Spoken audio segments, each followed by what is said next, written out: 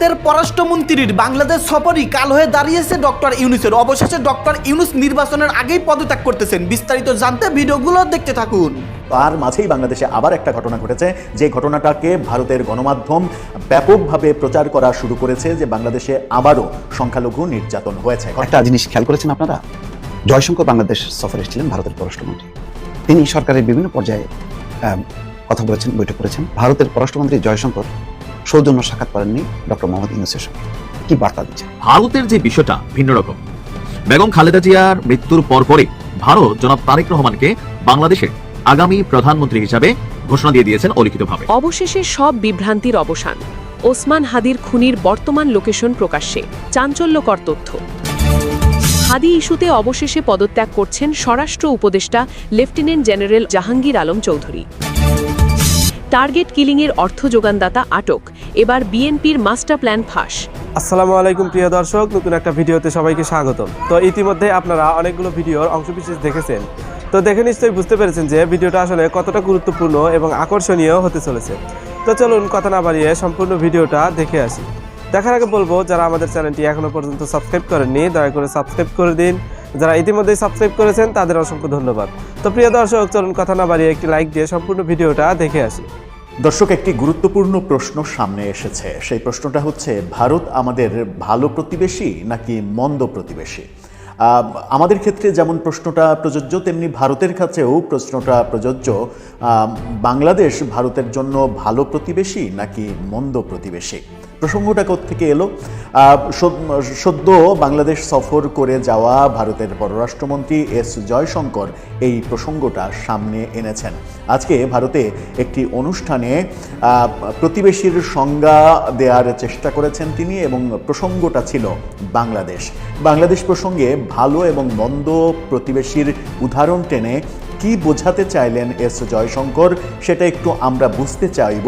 ভারতীয় গণমাধ্যম হিন্দুস্তান টাইমস কি বলছে এই ব্যাপারে, সেটা বিশ্লেষণের মাধ্যমে, এবং সেটা বোঝা আমাদের জন্য খুবই গুরুত্বপূর্ণ। কারণ ভারত আমাদেরকে ভালো প্রতিবেশী ভাবছে নাকি মন্দ প্রতিবেশী ভাবছে, সেটা যেমন গুরুত্বপূর্ণ, আমরা ভারতকে ভালো প্রতিবেশী ভাবছি নাকি মন্দ প্রতিবেশী ভাবছি, সেটাও গুরুত্বপূর্ণ।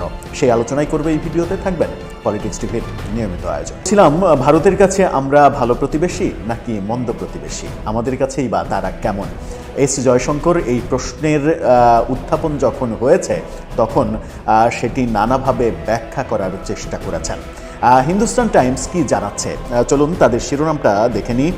জয়শঙ্করের ছবি দিয়ে তারা বলছে, you will say hello on Bangladesh question, Jaishankar's good and bad neighbours comparison. ভালো এবং মন্দ প্রতিবেশীর তুলনা করেছেন তিনি।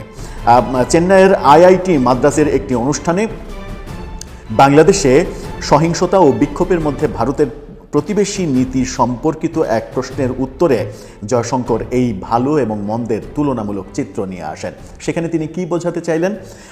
দেশের প্রথম মহিলা প্রধানমন্ত্রী বেগম খালেদা জিয়ার শেষকৃত্যে যোগ দিতে বাংলাদেশ সফরের 2 দিন পর পররাষ্ট্রমন্ত্রী এস জয়শঙ্কর ভারতের ভালো প্রতিবেশী এবং খারাপ প্রতিবেশী সম্পর্কে কথা বলেছেন, এবং কিভাবে নয়াদিল্লির প্রতিবেশীদের প্রতি দৃষ্টিভঙ্গি সাধারণ জ্ঞান দ্বারা পরিচালিত হয়। অর্থাৎ নয়াদিল্লি ভালো প্রতিবেশী এবং খারাপ প্রতিবেশী কিভাবে নিরূপণ করে এবং তাদের জন্য কি করে তারা। খালেদা জিয়ার শেষকৃত্যে ভারতের প্রতিনিধিত্ব করেন জয়শঙ্কর, এবং প্রাক্তন প্রধানমন্ত্রীর ছেলে বাংলাদেশ জাতীয়তাবাদী দলের ভারপ্রাপ্ত চেয়ারম্যান তারেক রহমানের কাছে প্রধানমন্ত্রী নরেন্দ্র মোদীর চিঠি হস্তান্তর করেন। সেই প্রসঙ্গটাও তারা বলছে। ভালো প্রতিবেশী সম্পর্কে জয়শঙ্কর চেন্নাইয়ের আইআইটি মাদ্রাজের এক অনুষ্ঠানে বাংলাদেশের সহিংসতা এবং বিক্ষোভের মধ্যে ভারতের প্রতিবেশী নীতি সম্পর্কে এক প্রশ্নের উত্তরে তিনি বলেন, ভারত কিভাবে ভালো প্রতিবেশীর সাথে থাকতে পছন্দ করে। ভারত ভালো প্রতিবেশীর সঙ্গে থাকতে এবং সম্পর্ক তৈরি করতে পছন্দ করে, সেটা তিনি বলেছেন। তিনি বলেন, যদি তোমার এমন কোনো প্রতিবেশী থাকে যে তোমার প্রতি ভালো অথবা অন্তত তোমার জন্য ক্ষতিকর না, ভালো এবং অন্তত ক্ষতিকর না, তাহলে তোমার স্বাভাবিক প্রবৃত্তি হলো সদয় হওয়া এবং সেই প্রতিবেশীকে সাহায্য করা। যদি প্রতিবেশীর কোনো সমস্যা হয় তাহলে তুমি কোনো না কোনোভাবে অবদান রাখতে চাইবে, আর কিছু না হলে তুমি তাকে হ্যালো বলবে, বন্ধুত্ব এবং বন্ধন গড়ে তোলার চেষ্টা করবে, এবং একটি দেশ হিসেবে আমরা এটাই করি। খুবই ক্লিয়ার মেসেজ। তারপরে তিনি বলছেন যে যখনই ভালো প্রতিবেশী সুলভ মনোভাব দেখায় বা যাদের থাকে, তখনই ভারত বিনিয়োগ, সাহায্য এবং ভাগাভাগি করার সিদ্ধান্ত নেয়। জয়শঙ্কর বলেন, ভালো প্রতিবেশীর সাথে ভারত বিনিয়োগ, সাহায্য এবং ভাগাভাগি করে, তা সে কোভিডের সময় টিকা দিয়ে হোক, ইউক্রেন সংঘাতের সময় জ্বালানি ও খাদ্য সহায়তা দিয়ে হোক, অথবা শ্রীলঙ্কার আর্থিক সংকটের সময় $4 বিলিয়ন সহায়তা হোক। খুব স্পষ্ট করে তিনি জানিয়ে দিয়েছেন যে ভালো প্রতিবেশীর জন্য তিনি কি করে, ভারত কি করে। সেই ক্ষেত্রে তার এই বক্তব্য থেকে আমরা কি একটা ধারণা পাই যে ভারত এই মুহূর্তে বাংলাদেশকে ভালো প্রতিবেশী ভাবছে, নাকি খারাপ প্রতিবেশী ভাবছে, নাকি মাঝখানে ভাবছে যে ভারতের জন্য বাংলাদেশ ক্ষতিকর না? আবার তার যে বাংলাদেশ সফর, সেই সফরটাকে যদি আমরা পজিটিভলি দেখি, যে তিনি বাংলাদেশে ছুটে এলেন, কোনো প্রতিনিধি না পাঠিয়ে তিনি নিজে ছুটে এলেন এবং ছুটে এসে সাবেক প্রধানমন্ত্রীর জানাজায় অংশ নিলেন, তারেক রহমানের কাছে প্রধানমন্ত্রীর চিঠি হস্তান্তর করলেন, এটা করেছেন তিনি বাংলাদেশকে এখনো ভালো প্রতিবেশী হিসেবেই ভাবছেন। এই কারণে তিনি বলেছেন যে যাদেরকে আমাদের ভালো প্রতিবেশী মনে হবে তাদের জন্য আমাদের দুহাত প্রসারিত হবে, তাদেরকে সহযোগিতা করব, সাহায্য করব, বাণিজ্যিক সম্পর্ক স্থাপন করব। এই সংজ্ঞাতে যদি যায় তাহলে আবার ব্যাপারটা ওই রকম মনে হয় না। কেন মনে হয় না? বাংলাদেশের সঙ্গে ভারতের এখন মানে সম্পর্কটা কোনো মতে টিকে আছে এরকমটা আমরা দেখছি। দুই দেশে অবস্থিত দূতাবাসগুলো, ভিসা সেন্টারগুলো বন্ধ করেছে পালাক্রমে, বন্ধ করে আবার চালু করেছে, এই ঘটনাগুলো দেখেছি। দুই দেশের জনতাই বিক্ষোভ করেছে, যদিও বাংলাদেশে বিক্ষোভটা প্রথম হয়েছে, তারপরে ভারতে হয়েছে। ভারত বাংলাদেশের এই উত্তেজনাকর পরিস্থিতিকে নিয়ে আমাদের মুস্তাফিজ আইপিএলে খেলতে পারবেন কি পারবেন না সেই প্রশ্ন উঠেছে। এবং আইপিএলের আগেও এই মাসের 29 তারিখে চলে যাবেন, 26 অথবা 29 তারিখে বাংলাদেশ দল ভারতে চলে যাবে টি-20 বিশ্বকাপ খেলতে। তো টি-20 বিশ্বকাপ খেলতে বাংলাদেশের পুরো দল যখন যাবে, তখন তারা বাংলাদেশকে কিভাবে রিসিভ করবে, বাংলাদেশ আদৌ বিশ্বকাপ খেলতে পারবে কিনা, বিভিন্ন ভেন্যুতে তারা যখন যাবে তখন তাদের নিরাপত্তা আছে কিনা, এই প্রশ্নগুলো আলোচনা হচ্ছে পাশাপাশি। কিন্তু জয়শঙ্করের এই কথাটা, উদাহরণ যেগুলো দিয়েছেন যে শ্রীলঙ্কাকে $4 বিলিয়ন হেল্প করা, ইউক্রেন যুদ্ধে জ্বালানি খাদ্য সহযোগিতা দেয়া, কোভিডের সময় টিকা দিয়ে সহযোগিতা করা, কোভিডের সময় টিকার ব্যাপারটা আমরা দেখেছি যে ভারত বাংলাদেশকে সহযোগিতা করেছে, এই ব্যাপারগুলো আমরা দেখেছিলাম। এখন প্রশ্ন, খুবই গুরুত্বপূর্ণ প্রশ্ন, সেটা হচ্ছে যে এখন তাহলে বাংলাদেশকে তারা কেমন প্রতিবেশী ভাবছে? অবভিয়াসলি উত্তরটা এরকমই যে এখন বাংলাদেশকে তারা অন্তত বন্ধু প্রতিবেশী হিসেবে ভাবছে না। যে কথা তিনি বলেছেন যে যদি সম্পর্ক ভালো না থাকে তাহলে তুমি হ্যালো বলো, বন্ধন তৈরি করার চেষ্টা করো, সম্পর্ক তৈরি করার চেষ্টা করো, এবং সেই তৈরি করার চেষ্টা করার একটা প্রসেসই আমার মনে হয়েছে যে জয়শঙ্করের বাংলাদেশ সফর এবং বেগম খালেদা জিয়ার জানাজায় অংশগ্রহণ। তিনি হাত বাড়িয়ে দিলেন। এখন বাংলাদেশ আমরা তার বাড়িয়ে দেওয়া হাতটা ধরবো নাকি হাতটা সরিয়ে দেব, সেই সিদ্ধান্ত এখন বোধহয় আমাদের উপরে নির্ভর করছে। যদিও বর্তমান সরকারের এই সময়ে, অন্তর্বর্তীকালীন সরকার আরও 1 মাস 10-15 দিন যে সময়টা আছে, সেই সময়ে ভারতের সঙ্গে বাংলাদেশের সম্পর্ক উন্নয়নের তেমন কোনো সম্ভাবনা নেই বললেই চলে। দর্শক, আপনার কি মনে হয় ভারত যখন এইভাবে ভাবছে তখন আমাদের কিভাবে ভাবা উচিত?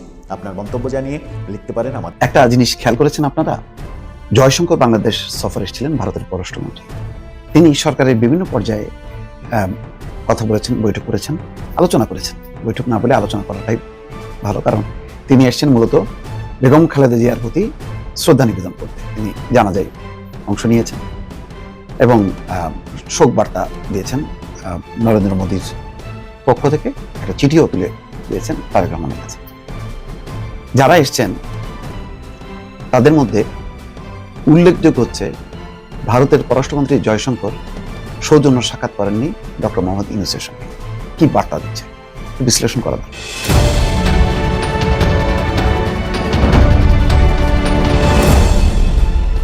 খেয়াল করেন, জয়শঙ্কর ছাড়াও কারা কারা এসেছেন।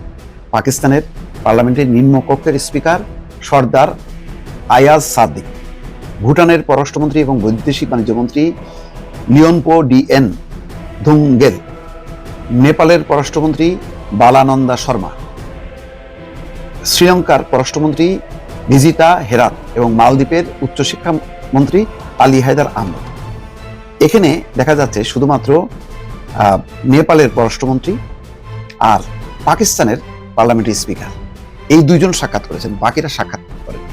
তো বাকিরা সাক্ষাৎ করাটা গুরুত্বপূর্ণ না, গুরুত্বপূর্ণ ছিল হচ্ছে একেবারে যে কম সময়ের জন্য এসেছেন তা না, কারণ বিশেষ একটা ফ্লাইটে তিনি এসেছেন, বিমান বাহিনীর সামরিক বাহিনীর একটা ফ্লাইটে এসেছেন, শুধু তিনিই এসেছেন। এবং তার অর্থ হলো এগুলো হচ্ছে জরুরি কোনো সফরের জন্য যান। তো ওই সফরে এসেছেন, এসে তিনি মানে তার মতন করে যেখানে যেখানে কথা বলা দরকার কথা বলে যেতে পারেন, এটার কোনো আসা যাওয়ার কোনো নির্দিষ্ট কোনো সময়সীমা থাকে না। তাহলে প্রশ্ন হলো যে এই সুযোগে জয়শঙ্কর কেন প্রধান উপদেষ্টা ডক্টর মোহাম্মদ ইউনূসের সঙ্গে সাক্ষাৎ করেন? ধারণা করা যায় যে ডক্টর মোহাম্মদ ইউনূসের অনেক বক্তব্যে নাখোশ, এমনকি পররাষ্ট্র উপদেষ্টা তৌহিদ হোসেনের সাথেও কিন্তু আলাদাভাবে কথা বলেননি, সবার সাথে হাত মিলিয়েছেন, এইটুকুই, যেহেতু জানা যায় সবাই এসছে। কিন্তু আলাদা করে যেভাবে আসিফ নজরুল এবং জাতীয় নিরাপত্তা উপদেষ্টা খলিলুর রহমানের সাথে কথা বলেছেন, সেই দৃশ্যটা আমরা দেখেছি। তারেক রহমানের কাছে শোক বার্তা দিয়েছেন, সেই দৃশ্যটা আমরা দেখেছি। কিন্তু পররাষ্ট্র উপদেষ্টা তৌহিদ হোসেন এবং ডক্টর মোহাম্মদ ইউনূসের সঙ্গে তিনি সাক্ষাৎ করেননি। বাকি নেতাদের মধ্যে অন্তত এই যে বললাম যে নেপালের পররাষ্ট্রমন্ত্রী তিনি এবং পাকিস্তানের স্পিকার তারা তো দেখা করেছেন। কেন করলেন না? না করার পেছনে হচ্ছে গত পট পরিবর্তনের পর ডক্টর মোহাম্মদ ইউনূস 7 সিস্টার নিয়ে কিছু কথা বলেছেন, তাদের মধ্যে উত্তেজনা ছড়িয়েছে। তারপরে পররাষ্ট্র উপদেষ্টা এবার ওসমান হাদির যখন নাকি হত্যাকারীদেরকে ফেরতের কথা বলে যখন নাকি তলব করা হলো, তখনও আরেক দফা সম্পর্কের অবনতি ঘটল। সীমান্ত হত্যা, নানান ইস্যু নিয়ে যে দফায় দফায় তলব করা, চিঠি দেয়া এবং ভারতকে অভিযুক্ত করা নিরপেক্ষ নির্বাচন এটা সেটা নিয়ে কেন তারা কথা বলে, তাদের বলা উচিত না। এই যে অর্থাৎ সরাসরি ভারতকে উদ্দেশ্য করে এই সমালোচনাগুলো ইউনূসের পক্ষ থেকে এবং পররাষ্ট্র উপদেষ্টার পক্ষ থেকে, এগুলো সম্ভবত ধারণা করেন রাজনৈতিক এবং কূটনৈতিক বিশ্লেষকরা যে এটা ভারত পছন্দ করেনি বলে এই দুইজনকে এড়িয়ে গেছেন জয়শঙ্কর। কারণ ভারত সবসময় বলে যে তারা নির্বাচিত সরকারের সাথে কথা বলবে, সম্পর্ক স্থাপন করবে এবং বিদ্যমান যে সংকট আছে সেই সংকটটা কেটে যাবে। দেখেন তারা ঠিকই কূটনীতিক দিয়ে, তাদের অন্য কূটনীতিকদের দিয়ে জামাতের আমিরের সাথে সম্পর্ক স্থাপন করেছে, সেখানে কথা বলেছে, যদিও সেটা আবার প্রকাশ হওয়ার কারণে জামাত একটু বিব্রত। তো আবার এই পুরো সফরে বিএনপির প্রতি, খালেদা জিয়ার প্রতি যে ধরনের সমর্থন, তাতে বোঝা যায় যে ভারত আস্থা পায় যে বিএনপি যদি ক্ষমতায় আসে তাহলে সম্পর্কের এখন যে অবস্থানটা, সেই অবস্থানটা হয়তো থাকবে না। সে কারণেই এখনকার এই সরকার তাদের সাথে সম্পর্ক স্থাপনে আগ্রহী না। ভারত অপেক্ষা করছে নির্বাচিত সরকারের জন্য। এই বার্তাটাও কিন্তু বোঝা গেল পরিষ্কার, অন্তত কিছু ঘটনা দেখার সাক্ষাতের মধ্য দিয়ে যে জিনিসটা বোঝা যায় সেটা কিন্তু এটাই বোঝা গেল যে ইউনূস সরকারকে এড়িয়ে গেলেন জয়শঙ্কর, ভারতের পররাষ্ট্রমন্ত্রী। একটি হত্যাকাণ্ড, একটি লাশ, কিন্তু সেই লাশের খুনিকে খুঁজতে গিয়ে আজ পুরো জাতি 3টি ভাগে বিভক্ত। এ যেন কেঁচো খুঁড়তে গিয়ে সাপ বেরিয়ে আসার গল্প। একদিকে রাষ্ট্রের সর্বোচ্চ আইন শৃঙ্খলা রক্ষাকারী বাহিনী পুলিশ বলছে তারা জানেই না খুনি কোথায়। অন্যদিকে প্রবাস থেকে সাংবাদিক জুলকারনাইন সায়ের জোর দিয়ে বলছেন খুনি বর্ডার পার হয়ে ইন্ডিয়ায়। আবার ঠিক উল্টো মেজুতে দাঁড়িয়ে পিনাকি ভট্টাচার্য দাবি করছেন বর্ডার পার হওয়ার গল্পটা পুরোটাই ভুয়া, খুনি আছে দেশেই। ভাবা যায় একটি মাত্র ঘটনা অথচ 3টি সম্পূর্ণ বিপরীত চিত্রনাট্য। তাহলে সত্য কে বলছে? পুলিশ কি ব্যর্থতা ঢাকছে? জুলকারনাইন কি ভেতরের খবর জানেন, নাকি পিনাকি ভট্টাচার্যের দাবি অনুযায়ী ফয়সালকে আড়াল করতেই ইন্ডিয়া পালানোর নাটক সাজানো হয়েছে? আজকের এই বিশেষ রিপোর্টে আমরা আপনাদের সামনে উন্মোচন করব আসল সত্য। আপনি কি প্রস্তুত সত্যের মুখোমুখি হতে? তবে কান পেতে শুনুন। শুরুতেই আসা যাক গত 21শে ডিসেম্বর সেই জরুরি সংবাদ সম্মেলনের দিকে। স্বরাষ্ট্র মন্ত্রণালয়ে কথা বলেছেন অতিরিক্ত আইজিপি খন্দকার রফিকুল ইসলাম এবং ডিবি প্রধান শফিকুল ইসলাম।